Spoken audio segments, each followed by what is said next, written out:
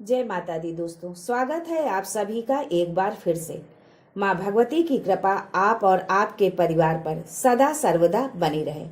दोस्तों, अगर आप अपनी लाइफ में नया कुछ सीखना चाहते हैं तो चैनल को सब्सक्राइब जरूर करिएगा। दोस्तों, हिंदू धर्म में शिवलिंग पूजा का विशेष महत्व है। वहीं सावन में शिवलिंग पूजा और भी खास हो जाती है। मान्यता है कि सावन के महीने में शिवलिंग पर रोजाना जल चढ़ाया जाए तो भोलेनाथ अतिशीघ्र प्रसन्न होकर अपनी असीम कृपा भक्तों पर बरसाते हैं। वहीं लोक मान्यताओं में शिवलिंग पर चढ़ाया हुआ जल पीने की बात भी कही जाती है। दोस्तों, शिव पुराण में अभिषेक का महत्व बताया गया है। शिवलिंग का जलाभिषेक शिव कृपा प्राप्ति का सर्वाधिक सरल मार्ग है। शिवलिंग पर जल चढ़ाते समय आप जो पात्र लें वो तांबे का हो, लेकिन तांबे के पात्र से जलाभिषेक ही करें। इसमें दूध डालकर न अर्पित करें। शिव पुराण में बताया गया है कि भिन्न भिन्न चीजों के अभिषेक से अलग अलग फलों की प्राप्ति होती है। दोस्तों, शिव पुराण के विद्येश्वर संहिता के 22वें अध्याय के 18वें श्लोक में बताया गया है कि शिवलिंग पर चढ़े जल के पीने का नियम क्या है, शिवलिंग से जल कैसे लेना चाहिए और इस जल से क्या फायदे होते हैं। लेकिन उससे पहले आपसे रिक्वेस्ट करती हूँ कि वीडियो को लाइक करिएगा, दोस्तों को शेयर कर दीजिएगा और अगर आपने अभी तक चैनल को सब्सक्राइब नहीं किया है तो चैनल को सब्सक्राइब करके बेल आइकन जरूर दबाइएगा। दोस्तों, हिंदू धर्म में भगवान शिव को देवताओं में सबसे उच्च स्थान प्रदान किया गया है। वेद पुराणों में वर्णित है कि अगर कोई व्यक्ति सच्चे दिल से भगवान शिव को सोमवार के दिन जल अर्पण करता है तो उसकी हर एक मनोकामना पूर्ण होती है। दोस्तों, बहुत लोगों में ये भ्रांति है कि शिवलिंग पर चढ़ा जल पीना चाहिए या नहीं। इसका प्रमाण विद्येश्वर संहिता का ये श्लोक प्रमाणित करता है कि शिवलिंग में चढ़ा हुआ जल पीना चाहिए या नहीं। श्लोक इस प्रकार है: सनापायित विधानेन यो लिंग स्नाप नोदकम त्रिपिबेत त्रिविध पाप तस्येयासु विनश्यन्ति। विद्येश्वर संहिता के इस श्लोक में ये प्रमाण बताया गया है कि जिस जल को शिवलिंग पर चढ़ाया जाता है उस जल को त्रिपवेदम मतलब 3 बार थोड़ा थोड़ा करके पीने से कायिक, वाचिक और मानसिक तीनों प्रकार के रोग दूर हो जाते हैं। शिव जी पर जल अर्पित करते समय इस मंत्र का उच्चारण करना चाहिए: ओम नमः संभवाय च मयो भवाय च नमः शंकराय च मयस्कराय च नमः शिवाय च शिवतराय च। यदि आप इस मंत्र का उच्चारण न कर पाएं तो ओम नमः शिवाय का जाप भी कर सकते हैं। दोस्तों, आप सब शिवलिंग पर जल अर्पित करें तो आपका मुख उत्तर दिशा की ओर होना चाहिए, क्योंकि उत्तर दिशा को शिव जी का बाया अंग माना जाता है जो माता पार्वती को समर्पित है। इस दिशा की ओर मुंह करके जल अर्पित करने से भगवान शिव और माता पार्वती दोनों की कृपा दृष्टि प्राप्त होती है। कभी भी पूर्व दिशा की ओर मुंह करके जल न चढ़ाएं, क्योंकि पूर्व दिशा को भगवान भोलेनाथ का प्रवेश द्वार माना जाता है और इस दिशा की ओर मुख करने पर शिव का द्वार अवरुद्ध होता है और वो रुष्ट हो जाते हैं। दोस्तों, शिव पुराण के अनुसार जो जल शिवलिंग पर चढ़ाया जाता है उसे 3 बार थोड़ा थोड़ा करके पीना चाहिए। इस जल से के पीने से कायिक, वाचिक व मानसिक तीनों प्रकार के रोगों से मुक्ति मिलती है। दोस्तों, वीडियो को अंत तक देखें। जल से संबंधित व भोलेनाथ से जुड़ी और भी बहुत सारी जानकारी आपको इस वीडियो में देने वाली हूँ। पता नहीं कौन सी जानकारी आपके लिए हो, आपके भाग्य को बदलने के लिए हो, इसलिए वीडियो को अंत तक देखें और कमेंट में हर हर महादेव जरूर लिखें। दोस्तों, शिवलिंग पर चढ़ाए गए 1 लोटे जल में आपके सभी विघ्नों, समस्याओं का समाधान छिपा हुआ है। शिवलिंग पर चढ़ा जल कोई साधारण जल नहीं रह जाता, उसमें शिव और शक्ति दोनों का समागम हो जाता है। ये अद्भुत जल काल को भी अपना रास्ता बदलने के लिए विवश कर देता है। ये आपके शत्रु का विनाश भी कर सकता है, तो आपके विनाश को रोकने की शक्ति भी इसमें छिपी है। रामचरितमानस में भी कहा गया है कि छित जल पावक गगन समीरा पंच तत्व यह बना शरीरा। अर्थात हमारे शरीर की रचना जिन 5 तत्वों से हुई है उसमें जल का प्रमुख स्थान है। संपूर्ण भूमंडल में 70% जल का भाग है। जल ही जीवन है, जल है तो कल है, इसलिए जल को बहाओ नहीं बचाओ। दोस्तों, हम भोलेनाथ को जल तो अर्पित करते हैं पर उसका प्रसाद नहीं लेते, या हम ये कह सकते हैं कि जल को प्रसाद रूप में लेना है ये जानते ही नहीं है। शिव जी को बहुत तरह तरह का भोग अर्पित करते हैं, पर जो मुख्य प्रसाद है उसे लेते ही नहीं है। अब हम जानते हैं कि भोलेनाथ पर चढ़ा जल कैसे पीना चाहिए, पीने के क्या फायदे हैं, रखना कैसे है और रखने के क्या फायदे हैं। साथ ही ये भी कि शिवलिंग पर चढ़े हुए जल को छिड़कने से क्या फायदे होते हैं। पहले जानते हैं शिवलिंग पर चढ़ा जल पीने के क्या फायदे हैं। शिवलिंग पर चढ़े हुए जल को पीने से आप स्वस्थ रहेंगे, बीमारी आपके पास नहीं आएगी, और यदि आप किसी रोग से ग्रस्त हैं तो उसमें भी सुधार होने लगेगा। दोस्तों, अब बात ये आती है कि अभी तो सावन है, आप हर दिन या सोमवार को शिवालय जाते होंगे और जल भी अवश्य चढ़ाते होंगे, लेकिन सावन समाप्ति के बाद ये नियम टूट जाएगा।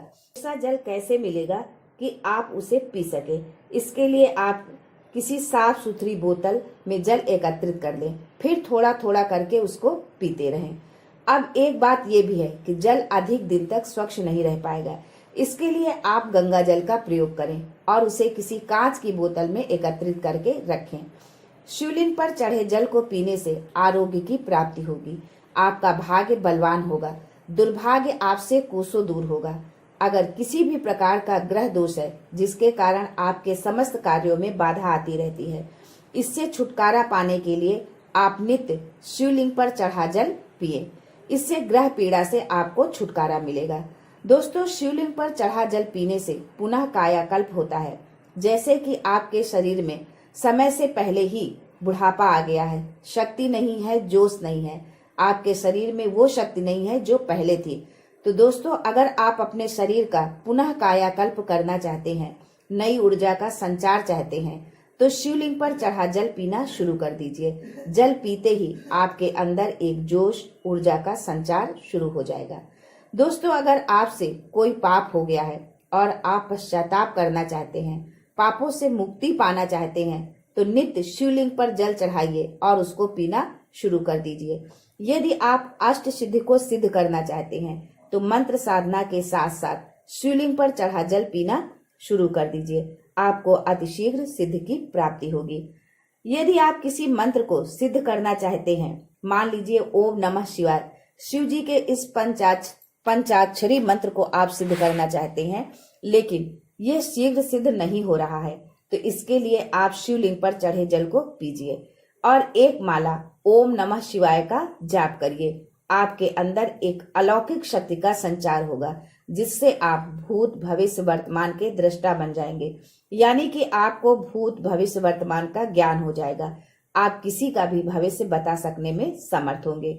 यदि आपके नेत्र की ज्योति दिन प्रतिदिन क्षीण हो रही है, तो आप शिवलिंग पर चढ़े जल से नित्य नेत्रों का प्रक्षालन करें, अर्थात धोएं। ऐसा करने से आपके नेत्र की ज्योति में धीरे धीरे वृद्धि होगी। इसके लिए आपको शिवलिंग पर चढ़े जल को किसी स्वच्छ कपड़े से छान लेना है, फिर सुबह उठकर सर्वप्रथम अपने नेत्रों को धोना है। ऐसा करने से आपको नेत्र ज्योति में लाभ मिलेगा।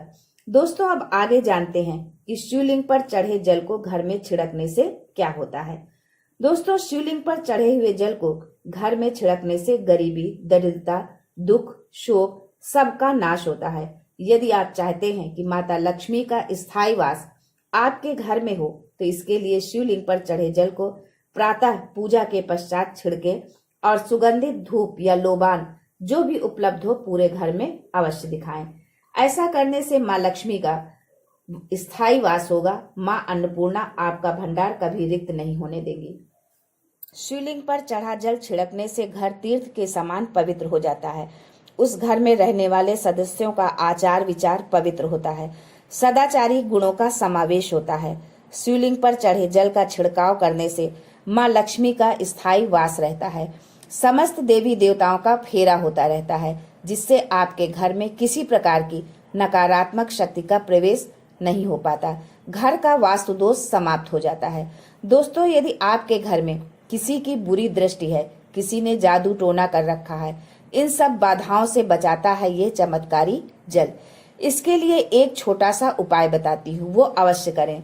शिवलिंग पर चढ़े हुए जल को एक छोटे से तांबे या पीतल के पात्र में भरकर उसका मुख बंद करके लाल कपड़े में बांधकर घर के मुख्य द्वार पर टांग दीजिए। इससे आपके घर में आने वाली बुरी दृष्टि, नकारात्मकता द्वार से ही वापस हो जाएगी। दोस्तों, अब आगे जानते हैं कि शिवलिंग पर चढ़े जल को घर में रखने के क्या फायदे हैं।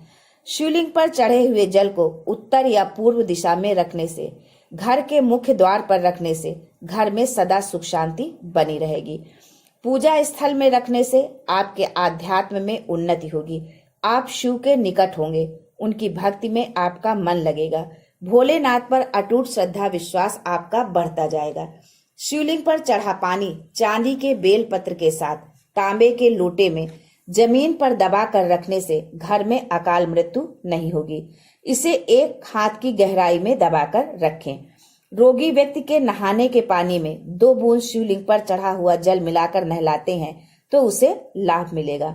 दोस्तों, अब सबसे मुख्य बात कि शिवलिंग पर चढ़ा हुआ पानी हम कैसे इकट्ठा करें।